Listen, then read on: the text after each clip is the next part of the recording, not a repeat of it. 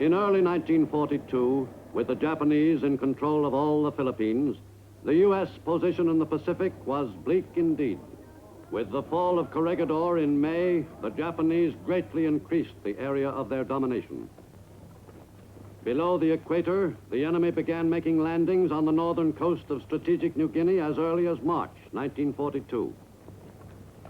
For the U.S., the job ahead was an enormous one. In Australia, American troops arrived in larger numbers as mid-1942 drew near to prepare for the moment when the offensive against the enemy could be seized.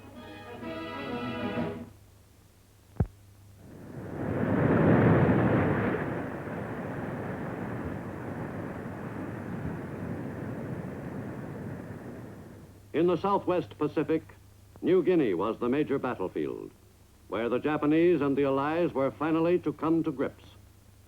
Its spine was a rugged mountain range, tapering off into thick jungle. The Japanese were intent on pushing their advance even farther south. From nearby island bases, Japanese planes moved out in the first of a series of raids on the island continent. Control of the air in the equatorial zone off the mainland of Asia had been seized by the Japanese, who were able to fly over most of that territory with little fear of opposition. Japanese pilots ventured with impunity to the shores of Australia itself. The Australian port city of Darwin came under attack by Japanese planes some 50 times during 1942. In those early raids, the enemy had a relatively easy time of it.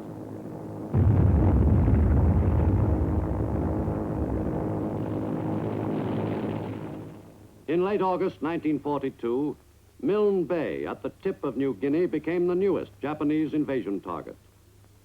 Seizure of the Milne Bay area was an important step in Japanese plans to gain control of all of New Guinea. But the invasion was not unopposed. Allied planes went to work on the enemy amphibious force.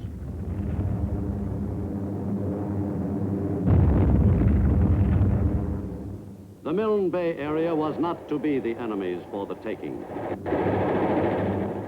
The Japanese invasion troops gained a slim foothold, but were hit hard by U.S. bombers.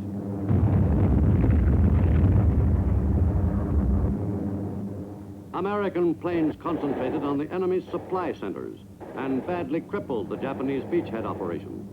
For several days, the invaders fought for a firm foothold. Finally, the enemy invasion force gave up the battle.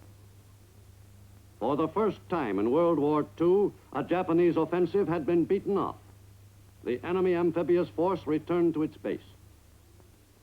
Overland in New Guinea, Japanese and Allied troops were separated by the formidable Owen Stanley Mountains, but the Japanese were filtering across that row of jagged ridges. Australian troops, the principal Allied ground forces in New Guinea for some months, were all that stood between the enemy and the rich rubber plantation country surrounding Port Moresby. To the Aussies fell the job of driving the enemy back. The route lay from Port Moresby across the precipitous Owen Stanleys to Boona on the northeast coast.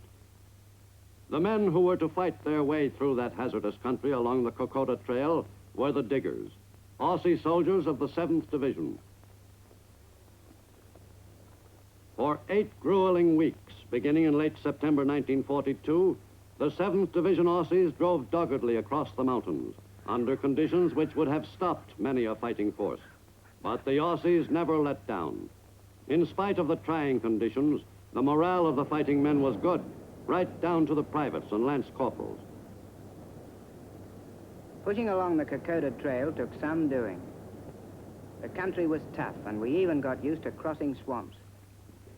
If we had had the ruddy Japs in the open, we could have mopped them up quicker than you could have said Jack Robinson. But it wasn't that easy in New Guinea. Most of our blokes were in good condition, but fair dinkum, the jungle took it out of a man.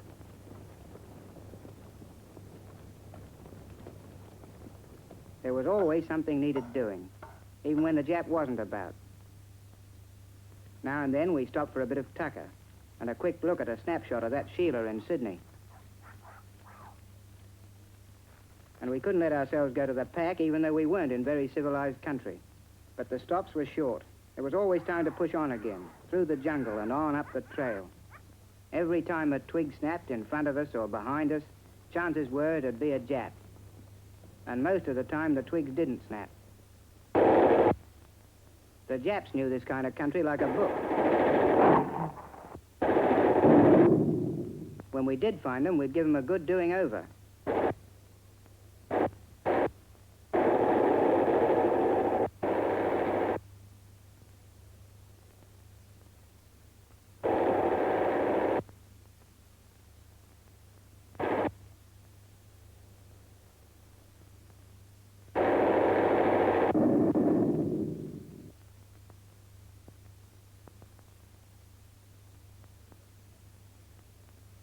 We knew dead to right some Japs wouldn't be bothering us again.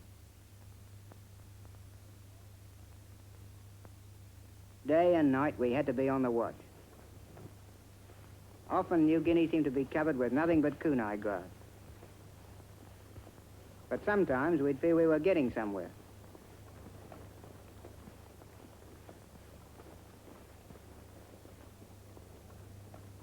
We knew there were Japs ahead, and we had an idea there might be some back of us. There was no way of knowing. It was up and up till it seemed we'd soon be in the clouds.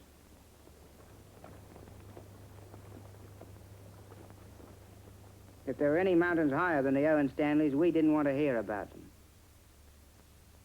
Just when we felt all in, something would happen to buck us up. If that was a supply plane, we couldn't take a ruddy chance on him missing us. But a thin smoke signal in the Owen Stanleys wasn't always easy to spot. In the air, Yank pilots were looking for signals just like ours. We must have been in a good position, and we were pretty lucky, too. At any rate, our signal was spotted by the sharp-eyed Yanks. We didn't know it at the time, but there were Aussies in that plane, too. And at the right time, they did an A1 job. The rations usually got to us just when we were running a bit short. Thanks to the Yanks and some of our own blokes, too, we wouldn't have to be living off the jungle. There's nothing like running out of grub to set a man to thinking about food. Before those packets hit the ground, we were after them. Talk about manna from heaven. Sometimes, when the Yank pilots couldn't spot any diggers, they'd drop their load into native villages along the trail. The Bungs, that's what we called them, were a little scared at first. When our boys got hit, they were in good hands in a native village. We were well taken care of by the fuzzy wuzzies. Most of them never let us down. Nothing like a fancy dinner in Melbourne, perhaps, but a feast, believe me. After climbing the blasted trail, it was heaven to pitch into some bully beef and biscuits. News from home was just what the doctor ordered. Our gear got a bit of trimming up every now and again.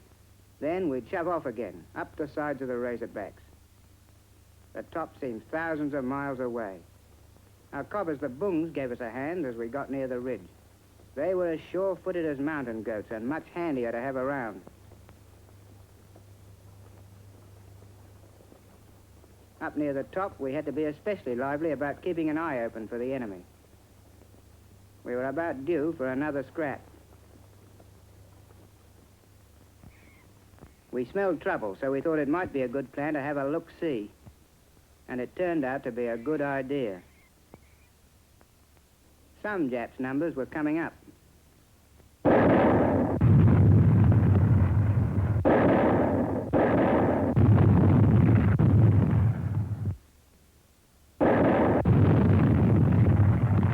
Our attack on the enemy positions was sometimes an Allied show. Yank planes would give us air support when we needed it to help knock out a strong point.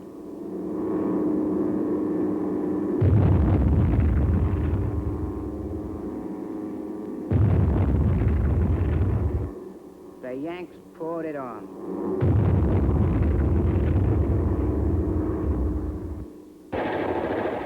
On the ground, we tackled the job from a different angle.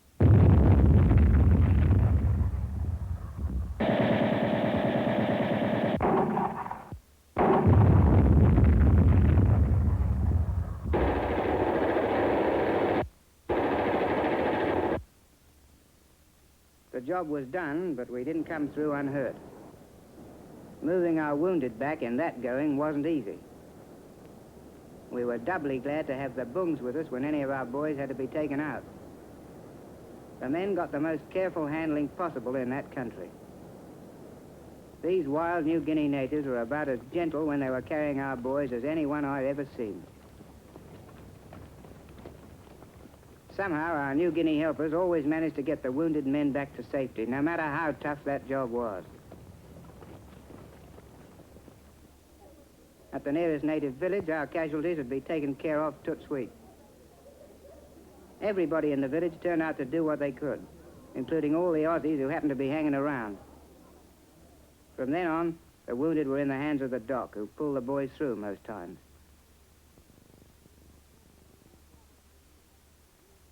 In October 1942, U.S. forces pushed along the coast to a point just below Buna. A Lilliput Navy made up of pre-war island coastal ships snaked through the treacherous reefs.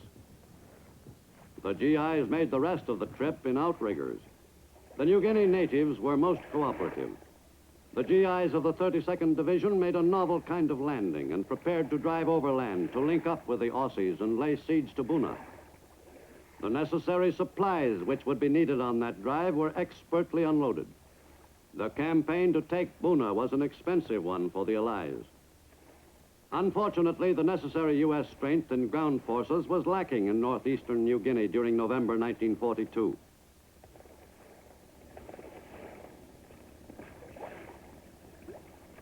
The U.S. command, encouraged by the Japanese withdrawal at Milne Bay, expected to take Buna almost without opposition. But the GIs who were assigned the task of achieving that seizure were to find the situation quite the opposite. From Port Moresby, the U.S. Air Force reinforced the Allied troops in the Buna area by ferrying soldiers in considerable numbers across the mountains, plus an occasional stowaway.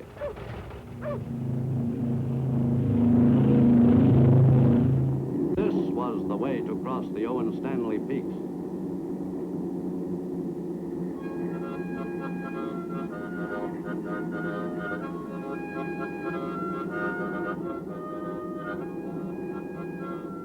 In less than an hour, the troops were making a trip which had taken the 7th Division Aussies almost 8 weeks to do on foot.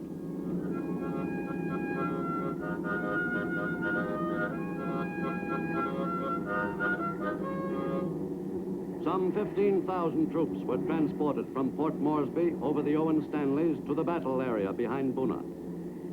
Thanks to the ferry service provided by the U.S. 5th Air Force, the battle for Buna was soon to change complexion.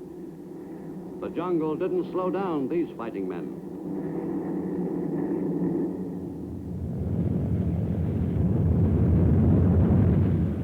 At the strips behind Buna, the men and materiel so vital to the Allied effort were unloaded without delay. Some 20,000 troops and great quantities of equipment were moved north by air during 13 weeks. Again, the New Guinea natives were on hand to assist. The Buna campaign was now progressing into a larger-scale Allied offensive. On November 20th, Aussies and GIs joined forces and pressed the attack with renewed spirit.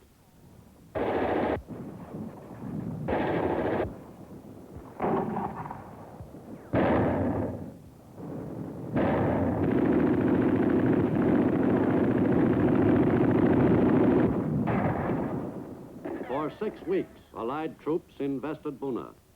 The enemy resisted stubbornly, but finally the Japanese defense of the area surrounding that coastal town collapsed. Allied forces took the Japanese who were still alive prisoner and assumed control of Buna on January 2nd, 1943. The enemy hold on the northeastern coast of New Guinea was loosened. In early 1943, the situation in New Guinea began to get brighter, with the eastern section now in Allied hands. After Buna fell, enemy convoys from Rabaul moved westward, bearing reinforcements for their troops at Lai. Allied planes took the offensive. In early March 1943, Allied pilots took off in quest of a Japanese convoy of some 16 ships.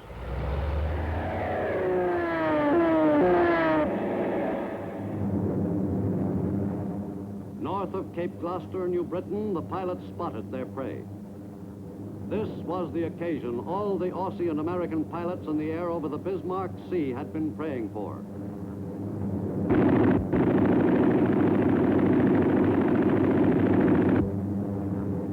But Allied pilots didn't have the air all to themselves.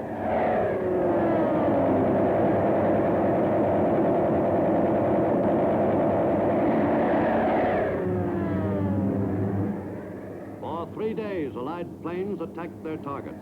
Not a single Japanese ship escaped undamaged. Allied pilots had a picnic.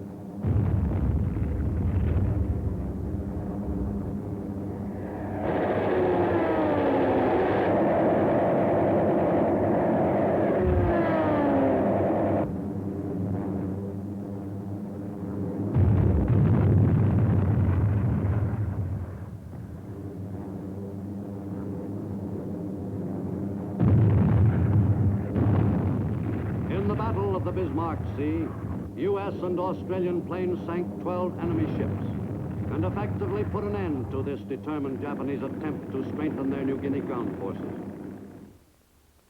In September, Allied amphibious forces moved up the back of New Guinea in an assault on the area surrounding Lae. In another leapfrog operation, typical of the Allied campaign on New Guinea, Aussies of the 9th Division invaded Lae to implement the drive overland of U.S. and Australian troops moving west from Buna. The value of fresh amphibious assaults in an extended campaign on a large island was readily apparent by the time Lae was invaded. Progress was far greater than it would have been if the ground forces had pushed overland through thick jungle against heavy troop concentration. On the lengthy New Guinea coastline, landings could often be made at points where the enemy was not prepared to resist. Near Lae, the 9th Division Aussies encountered no opposition in the original landing. Once ashore, they drove inland against scattered resistance.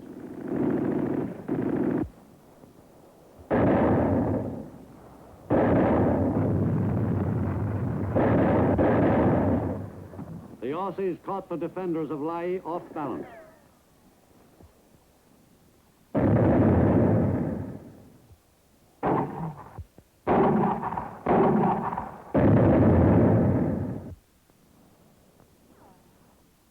On September 5th, the eastern claw of the Australian pincer thrust at Lae moved quickly forward.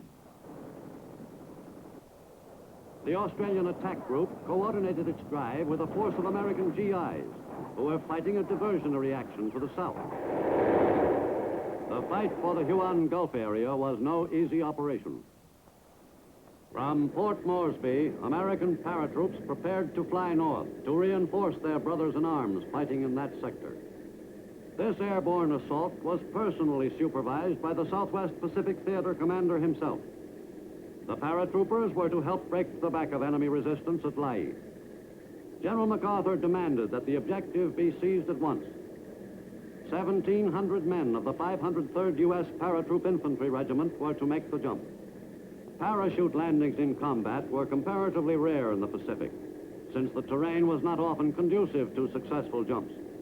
But on September 5th, 1943, the U.S. troopers took off on a large-scale combat operation. On the success of this jump depended in large measure the effective wrapping up of the Lae operation.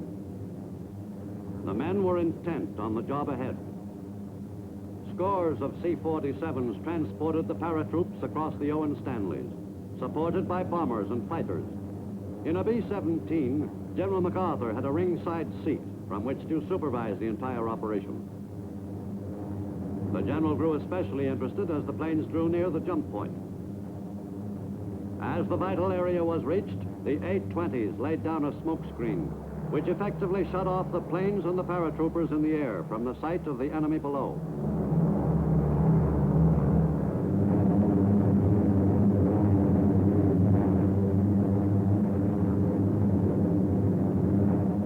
The men prepared for their first combat jump.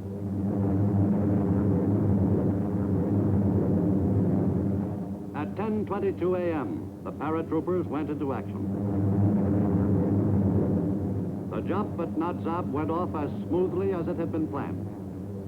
The men of the 503rd performed like real veterans. In all, several hundred planes participated in the operation so vital to the success of the Lae campaign. The trip to Earth at precisely the spot planned took the paratroopers exactly 1 minute and 10 seconds. The conversion to infantrymen was a matter of very few minutes. A few of the men took a little longer. The Natzab jump greatly improved the Allied position. Salamao fell to the Allies 6 days later, and a few days after that, Lae itself was an Allied possession. The enemy had been pretty well cleaned out of the entire area. The Allies had another secure position in their westward course along the northern coast of New Guinea. In the fruitless struggle, the Japanese had fought a desperate delaying action.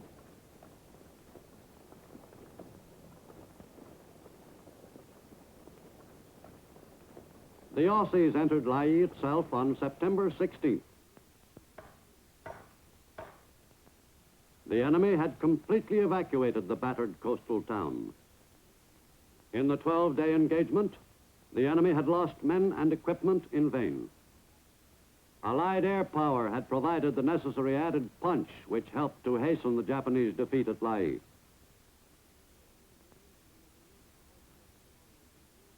The ground gained on New Guinea by virtue of the victory at Lae was considerable. The Japanese-controlled part of New Guinea was still the larger, but it was shrinking fast.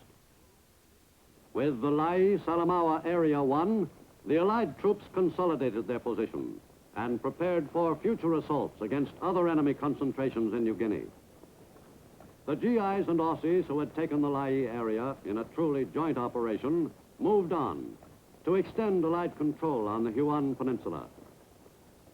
But for many, there were a few days in which to relax before going back into action. New Guinea wasn't quite up to the standards of real rest areas, but at least the men could take a short breather. From the airstrips near Lae, now in Allied hands, American and Australian planes continued the attack against the enemy without pause.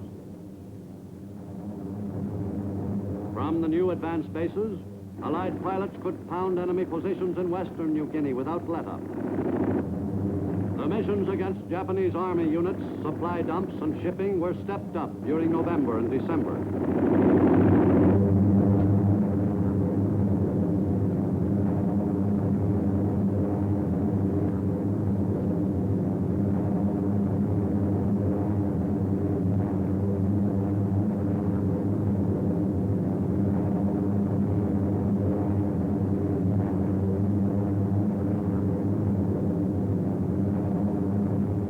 By the end of 1943, the enemy in New Guinea was finally completely on the defensive.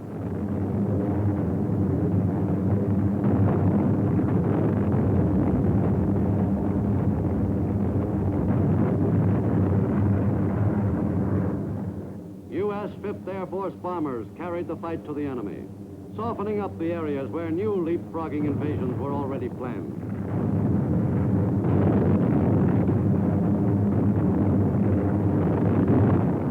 Eastward, the Japanese-held island of Bougainville was about to occupy the attention of American Marines. On November 1st, 1943, they invaded that island in force.